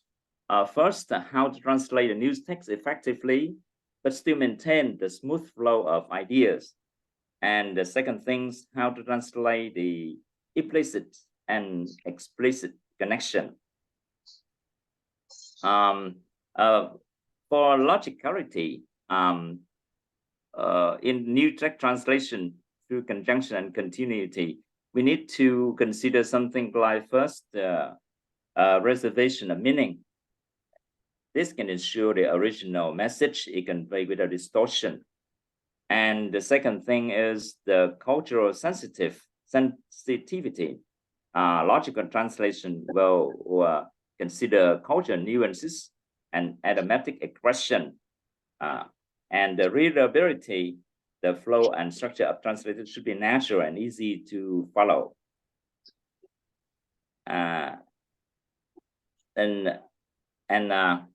We also reserve the context. We need to reserve the context to maintain the context of the original text, because every language has the features. Here, English is a non-inflectional. Sorry, I make a mistake. Vietnamese is the non-inflectional language. That means we don't have, Vietnamese is not grammaticalized. We don't have S after the third person singular pronouns. We use both subject verb, the subject prominence and theme prominent or topical prominent. And in English, also the same. But I want to go deeply into this aspect because it will take a lot of time. And my focus is only on the logicality. And the second thing is the cohesiveness. It's the logical flow of ideas and argument from the original text, and this should be preserved. And the next thing is to avoid ambiguity. Logicality will help to avoid a lot of ambiguity. This can lead to misunderstanding or misinterpretation of text, especially in some political text, and some texts are considered sensitive. And also reputation for professional translator and translation service to maintain logicality in translation is very crucial for the reputation. And also, I also mentioned the interdisciplinary relevance. Logical translation important in interdisciplinary text because we have a lot of terminology and concept from different fields. And I have done a lot of translation, and I see that sometimes this is very important because we need to deliver accurate and coherent text in Vietnamese or in English if we translate back translation. Accessibility, translation maintain a logicality. If the logicality is maintained, it will make the text accessible to wider audience. And the last thing is legal and ethical implication. Inaccurate translation, if we don't have logicality, sometimes we have serious legal and ethical implication, especially in medical, legal, and government contexts. And my focus here of my study is related to logicalities in the SFL systematic functional linguistics. First, I refer to conjunction in Martin to 1992 perspective. The use of expressive linguistic marker like conjunction in traditional grammar sense that signal relationship between different parts of text.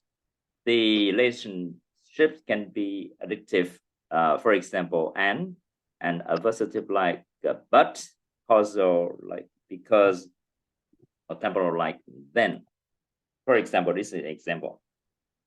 The government proposed a bill and the opposition criticized it, use conjunction and to additively link to related events, thereby maintaining logicality.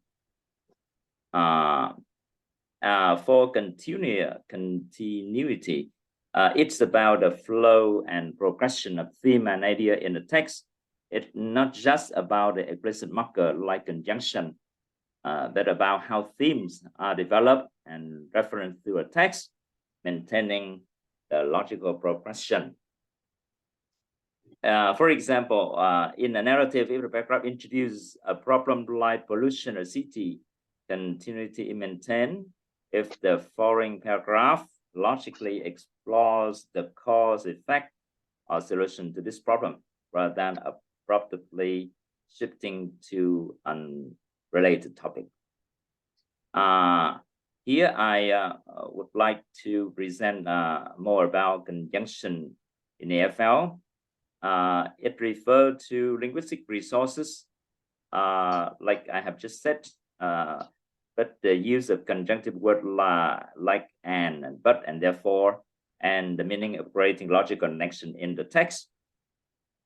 So in new text translation, conjunctional resources is essential for maintaining logical flow and coherence of the original text message in the target language. For continuity in SFL, it's involved a smooth progression of idea and the maintaining of thematic coherence. I will provide example below. In SFL, this closely linked to the conception of cohesion.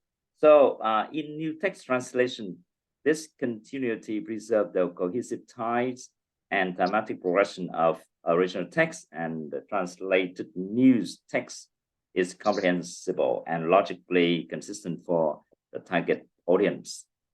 According to Atkins study 2004, the logical connection that exists even when such expressions are not explicitly used. This broader view acknowledges that coherence is not solely dependent on express marker, but also on the reader's ability to infer connection between parts of the text. So here is the typical example. For example, the mayor announced a new environmental policy. This initiative comes after recent protests, even though we don't have the word because here, but the decision is inferred, and the conjunction here is implicit rather than explicit. Continuity involves ensuring this logical connection. Atkins places emphasis on how text is structured to guide readers to a logical progression of ideas. And this can be seen in the way theme introduced, it developed, and concrete. For example, in the news report, in the form of inverted pyramid, the lead work at the introduction. You see the lead here. I should have given a diagram. The lead works at the introduction, its developments and detailed examination, its reiteration in conclusion exemplify continuity, creating a cohesive and logical flow. Here I would like to provide a typical example related to theme dream. Here in Vietnamese, we have the sentence here, chó treo mèo đẩy, sao mày đẩy.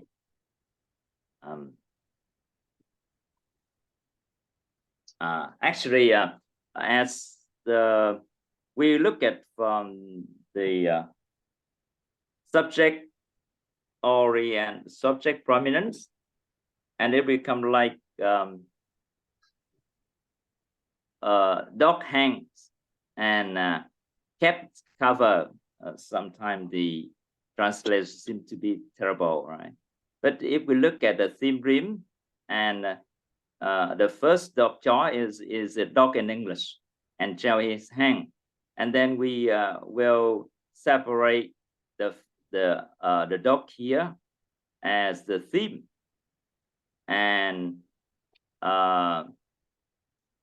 sorry, the dog with the word hang here is the theme, and then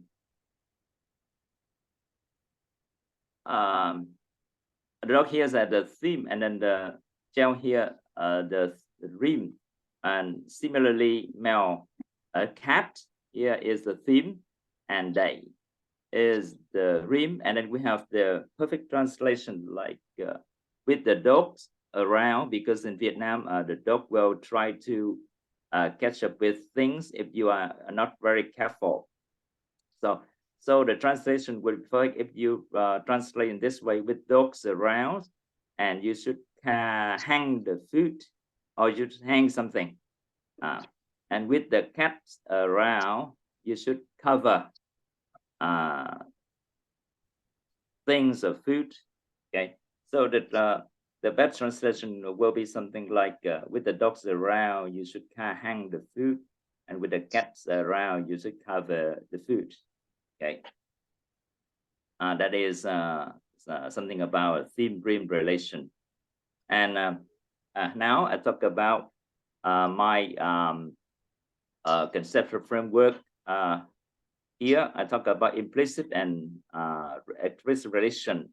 Implicit and explicit relation happen in a clause complex with both parathesis and hypothesis, projection and expansion, and in an complete clause. If we sort out a nesting and as-with clause relate more closely than others, from Atkins 2004. To make explicit autological relation add in any extra conjunction. Also, according to Atkins, she provided an example. If I go out to the restaurant or social events or anywhere really, then I'm always very conscious of who is doing what, where, and where everyone is in relation to me. Then contemporary conjunction is either explicit if it is added, or explicit if it is removed. If we remove the word then here, it's still the sentence still makes sense. Here from my research, I just choose some typical example. In my research, I choose a translation of the text here. Logical semantic relation in translation English Vietnamese, explicit versus implicit in action relation. You can see it on the left side, it's the English text, and on the right side it is a Vietnamese version, translation version, and you see the word in both way here. In English, we don't have any conjunction, but when we translate, we need to add something here. Here is the conjunction in Vietnamese. Actually, it's a conjunctive adverb in Vietnamese to make the whole paragraph cohesive and smooth. And when we translate that using back translation, of course, we also add the, but however here the back translation may be for English people, maybe it's however here is not, maybe not very necessary, but for Vietnamese who want to read the English version, and they need to see something that's we need to fill in. And for the English text original and the back translation, we see that we have the, however here, it's the conjunction. But if we look at it from the perspective of continuity, we don't need, however, because the content of the text here, if we analyze, we can see the thematic direction here with the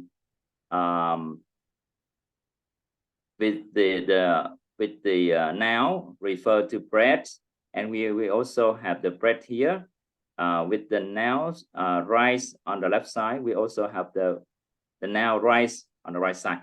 In other words, if we don't look at the aspect of explicit conjunction here, we also understand the continuity of the text.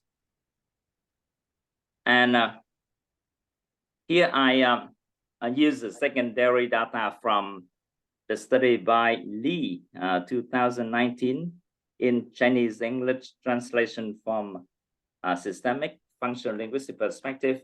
She did the research. She chose 378 instances of shift in explicitness of connection, and also use it at the secondary data, and also use it at the mind-related study.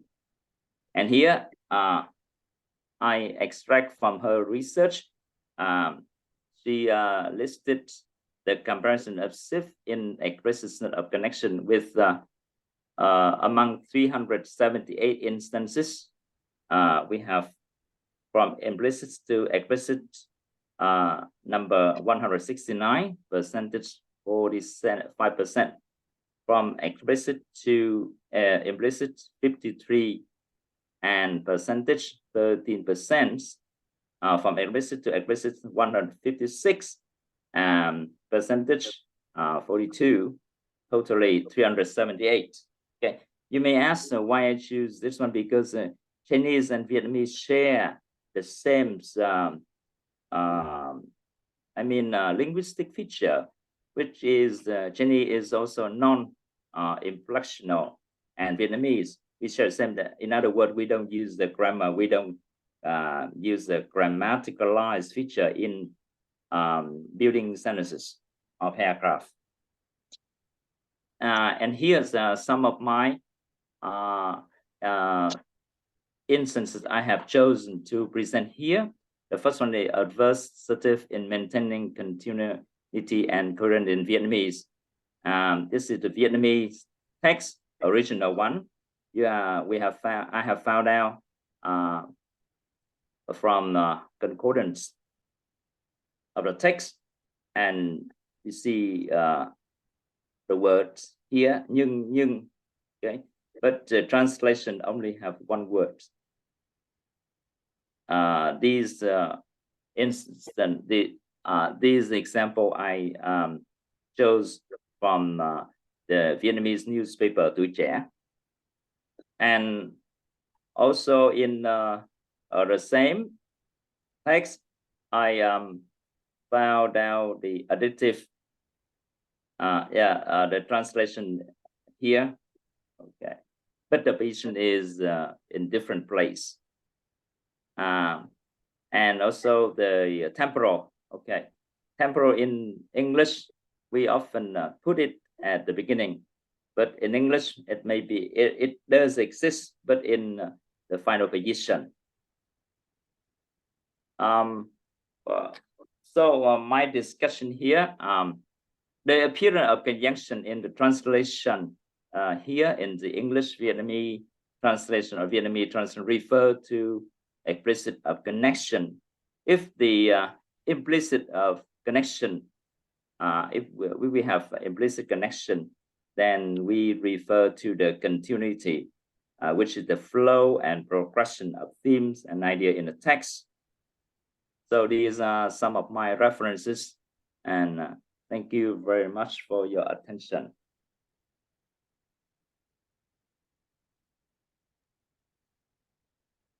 Thank you very much for an informative presentation. Does anybody have questions? Please feel free to unmute your mic and ask questions.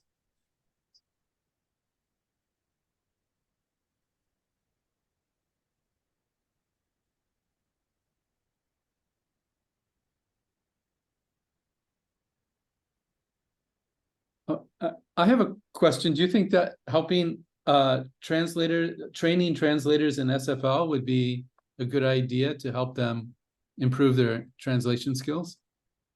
Or does that happen? Yeah, thank you so much for your question. Actually, I hopefully to some aspect, because I think if we talk about this, we also talk about the cognitive aspect, because the Vietnamese thinking is something it's different from the English one. Can I give a spare of your time a little bit?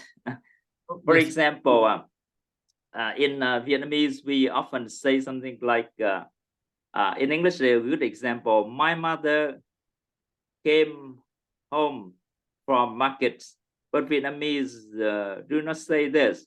We say something like Vietnamese mother from the market came home. So that's there, yeah. So that's why if we translate it like this, we need to refer to the internal relation or something more complex than in my just short presentation. I cannot present it all, but I just review a little bit. So we need to consider the cognitive aspect, taken the cognitive aspect into account. Oh, somebody put a text question in the chat box. Oh, thank you for your.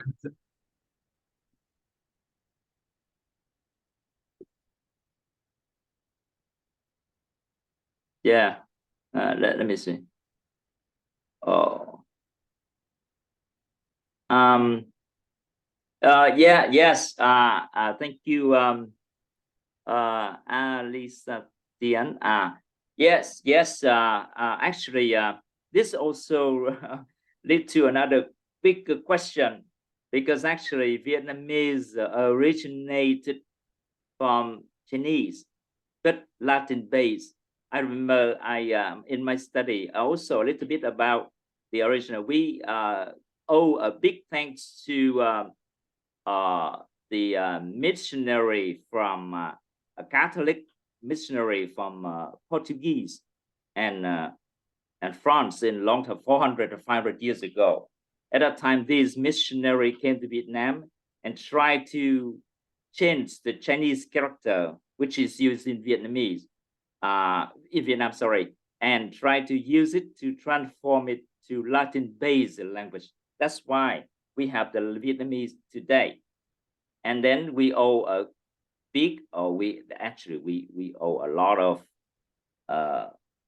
gratitude to this missionary, and and that's why now we have the Vietnamese.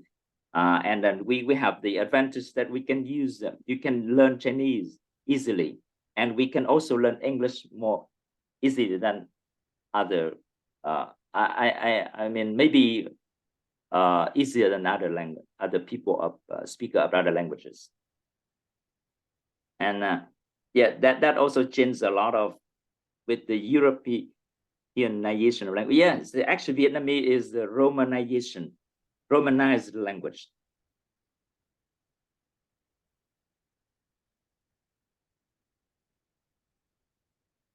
Except for the fact that we don't have grammar. We don't focus on grammar. We use the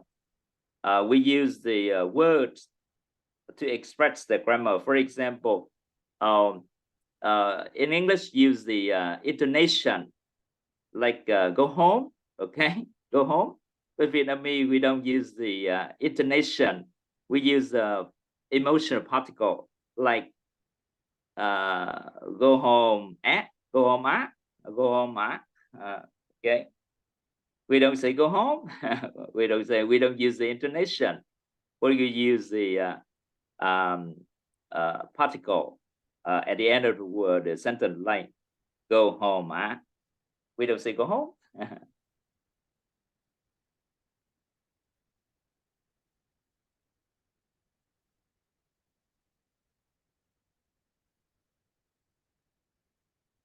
Okay. Sorry to interrupt. I guess that's excellent timing for the start of the next one. Thank you very much for a great presentation.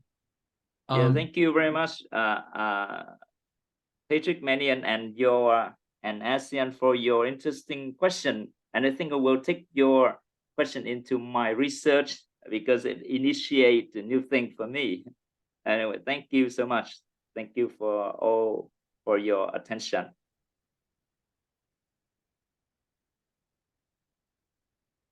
Okay. Oh, I see Dr. Vin is here. I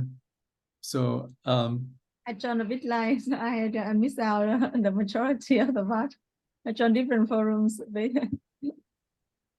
Nice to see you, Phạm Đức, Phạm Hữu Đức. Your Yes. name is very familiar to me. Yeah. Last time I attended, I also attended conference. Okay, great. Thank you. Thanks, Patrick. You are doing a great work. Thank you so much for having this session. So now over to you. Okay. Oh, I guess this is the fifth presentation we were communicating about was the one that is recorded.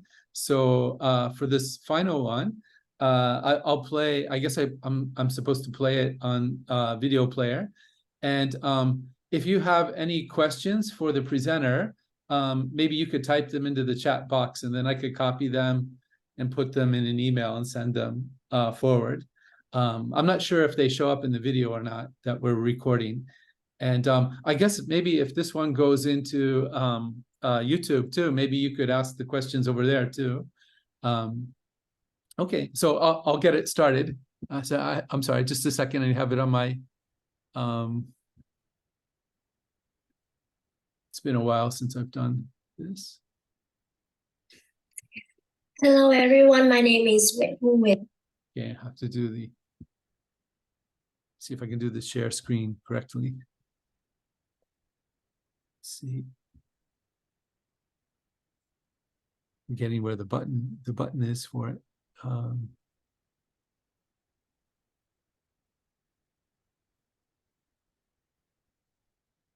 Oh, could you help me, Vin? I kind of forgot where the share screen button is for the video.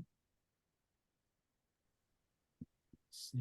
The share screen. Yeah, it's just near the chat button. Oh, yeah, the big green button. I'm sorry, I should have seen that. Okay. Okay, and I think I've got it. Optimize for video clip. I know I got to make sure I do that. Yeah, we can see it now, Patrick. Thank you. Okay, I'll hit the play button. Yeah, excellent. Which is titled A Transitivity Analysis. Go back to the start. Hello everyone, my name is Wit, and it's my honor to be here today to present to you my study, which is titled A Transitivity Analysis of Chinese and US Online News Coverage of Kamala Harris' Visit to Vietnam. My presentation consists of 5 main parts. The first one is rationale, the second one is literature review, the third one is methodology, the fourth one is key findings, and the last one is implication. My rationale comes down to 4 main reasons. The first one is the power of news reports in shaping public opinions. Numerous studies have examined news reports due to their significant influence on public opinion about reality. However, media texts, particularly those concerning political or cross-cultural polarizations, are susceptible to bias. Therefore, news reports from various countries serve as valuable data for discourse analysis. The second reason is the use of transitivity analysis to examine linguistic choices in media text. Within the framework of SFG, transitivity analysis is frequently used to examine various perspectives through linguistic choices in media text. Transitivity analysis allows for the exploration of additional meanings, making it fitting method to inspect the representation of reality in news reports. The third reason is the impact of Kamala Harris' visit to Vietnam's relationships with the US and China. So Kamala Harris' official visit to Southeast Asia sparked the tension between China and US. On the one hand, the visit was meant to enhance the relationship between the US and Vietnam. On the other hand, it put Vietnam in a sensitive position as China is an unavoidable partner for Vietnam. However, no linguistic analysis has been conducted on this event. The fourth reason is my own experiences in teaching reading. So I used to teach newspaper reading as a compulsory subject in my academy. However, I realized that I only focus on analyzing the vocabulary and ignore the language, which is not enough for students to have a comprehensive understanding of the text.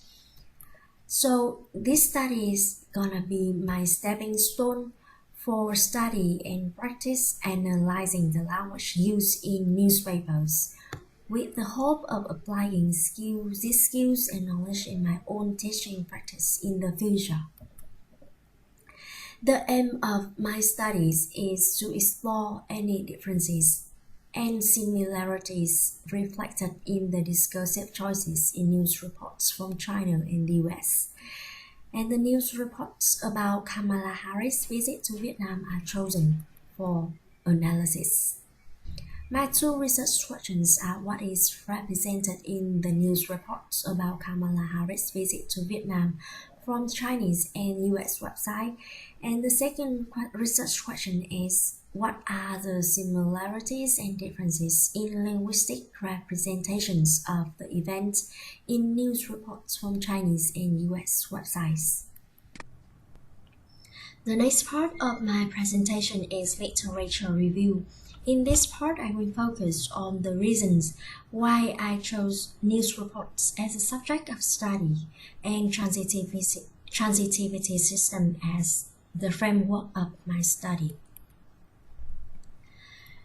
Newspaper text can be broadly divided into opinion and neutral. On the one hand, news commentaries are considered opinion articles, aiming at shaping particular viewpoints and addressing the public directly on important matters. On the other hand, news reports are considered neutral. They base on communicative events and aim to represent the perspectives of external sources objectively, using neutral language and presenting diverse opinions. The distinct communicative purposes lead to the differences in the linguistic choices. In this study, I will focus on news reports and exclude news commentary due to their biased nature. Let's talk about media bias and transitivity system. Media bias is a phenomenon in which media organizations exhibit a tendency to promote particular ideologies, perspectives, or interests, which may result in the distortion or manipulation of information presented to the audience. And one possible tool Fowler advocates for the analysis of media text is Halliday's system of transitivity. It is because transitivity analysis reveals how text producers emphasize certain meanings and suppress others. It can also be used as a tool to determine the objectivity in the corpus. The next part is methodology. The data for my studies consists of two data sets. The first one is American set, which is made up of 3 articles from the Washington Times, the Washington Post, the Wall Street Journal, and China dataset, which is made up of 3 articles from the Global Times, China Daily, and Sinhuanet. To analyze the data, I follow a 4-step procedure. The first step is identify clause simplexes and clause complexes. The second step, I segment text into clauses. I start with remove the removing minor clauses, separating independent clauses from paratactic clause complexes, separating independent and subordinating clauses from hypostatic clause complexes. The third step is assign IDs to selected clauses. And the last step is the transitivity analysis following Proton's three-step procedure, with the first one is separating processes and identifying participants. The next one, determining type of processes and corresponding participants. And the last one, verifying affected entities in each process. Here are the key findings of the analysis. First is a representation of US. In China reports, the US is depicted as an aggressive actor, an unreliable partner, a historical revisionist, and a disruptor of partnership. And this representation is realized through the use of identifying relational processes, negative adjectives, and nominalization as attribute or value, emotive mental process, manual and extend circumstances. The next is the representation of China in Chinese reports. China in Chinese reports is described as a victim of verbal attack, a reliable and influential force in the regional affairs. By focusing on the verbal attack of the US, China presented itself as a victim. And these are realized through the use of positive verbs in material process, positive nominalizations, adjectives and attribute or value, and manual circumstances. It's also worth noting that China tends to exclude certain information, such as its own sarcastic remarks on the US recommitments to the region to maintain a cohesive narrative. Vietnam in Chinese reports is depicted as a close partner of China who never compromises the Vietnam and China relationship for the US. And this can be observed through the use of desiderative process, focusing on Hanok responses and behavioral processes. Most of this process starts with Chính and Hanok.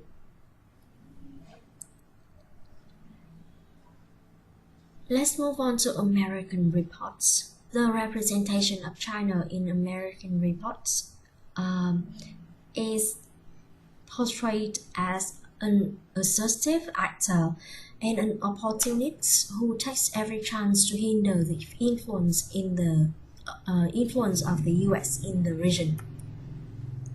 And this representation is can be seen through the use of material processes featuring a selection of negative verbs, negative verbal processes, negative nominalizations, and manual circumstances.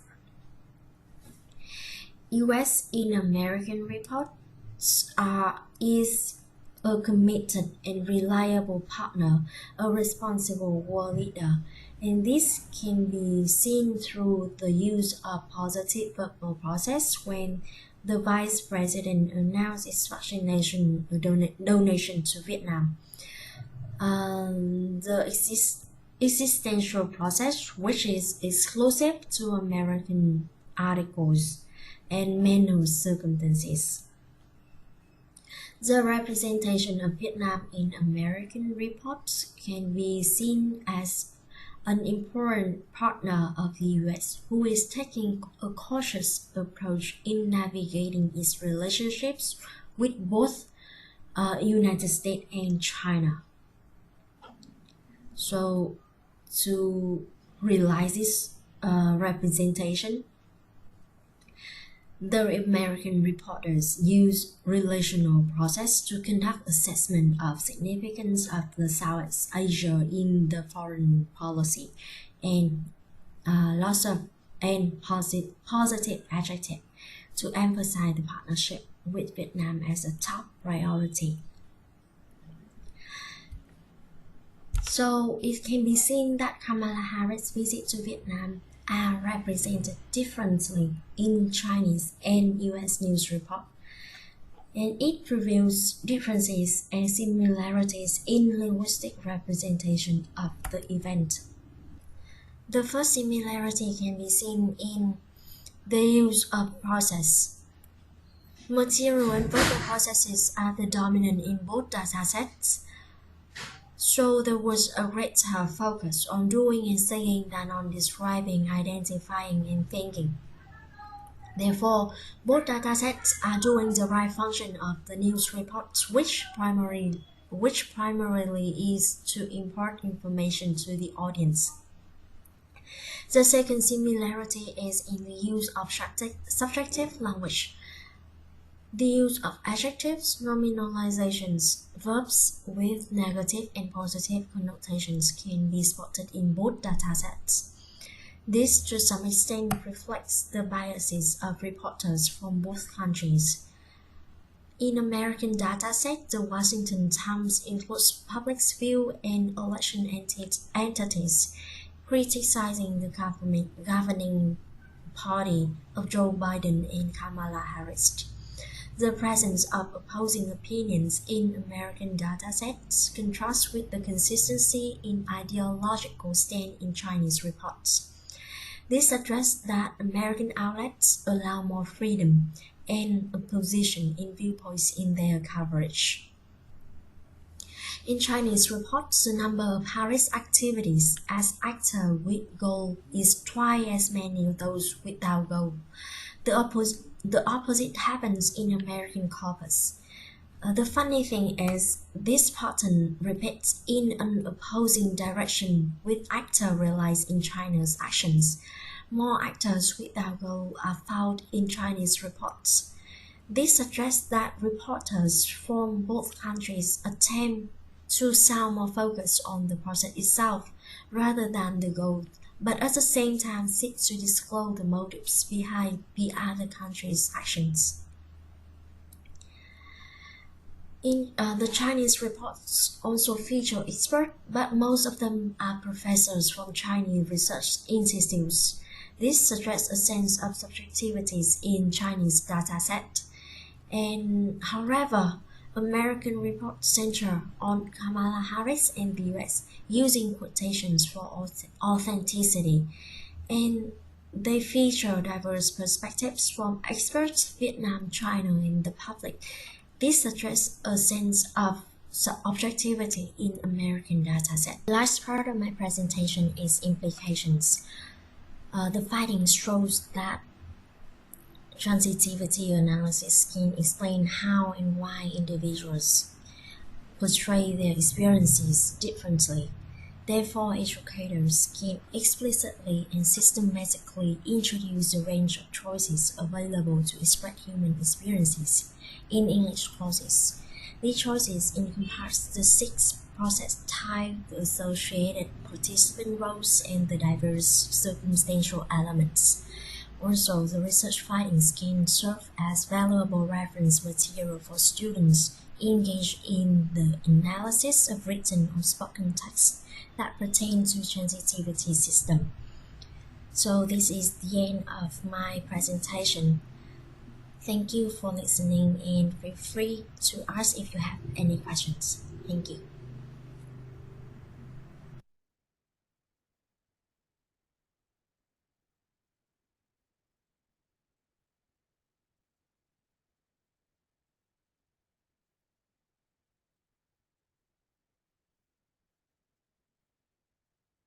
Okay, so if anybody would like to ask questions to the presenter, you could, we're still recording, so you could probably just say them here and then the presenter could see the question, or you could maybe type them into the chat tool. Would that be a good way of conveying the, Dr. Vane? Yes, that's great. Thanks, Patrick. And sorry, everyone, the presenter is not available today for the live Q&A session. So, but she was helpful to receive your question And the chairs and I are happy to take any questions to her. So any thoughts, any comment, any question, feel free to enter the chat, or if you want to share anything, a discussion between us, that's totally fine. Anyone wants to make a comment? No? That's totally fine. That's the final presentation of the day because you are hungry now if you are in Aussie, or breakfast for you if you are in Asia. So it's totally fine if we don't have questions. And because we just recently sent you the video, so it's not on YouTube yet, but it will be there after the conference. So she has some issues, so we just sent you last Saturday, right? So it's good that she's already recorded it very well and very clear, loud. Are there any plans for presenters who were absent? Would they be presenting in other session? Great question. I also follow up with some presenter who didn't turn up yesterday, and then one of them got back to me, and I'm now rescheduling her session on Thursday, and I will email of you tomorrow. So still in the discussion, and I will update you. Okay, just one presenter got back. Her name is Mannion Method with the title a multimodal construction of emotion in animation series in session 2B, chaired by Taihan yesterday afternoon. Okay, great questions. So any updates, any requests, and from a question from the presenter, I will update you every day. Okay, any further question, anyone? No, that's totally fine. Thank you so much, Patrick, and everyone. And now you can have a short break. I mean, a longer break than yesterday, and then we will come back as 2 p.m. For the plenary by Professor Maria Prick, chaired by Eric John. Okay, so we say goodbye now and enjoy your lunch, your breakfast, or dinner. Enjoy your time and see you again at 2 p.m. Thanks, Patrick. Welcome. See you later. Thank you. Thank you. Bye-bye, everyone.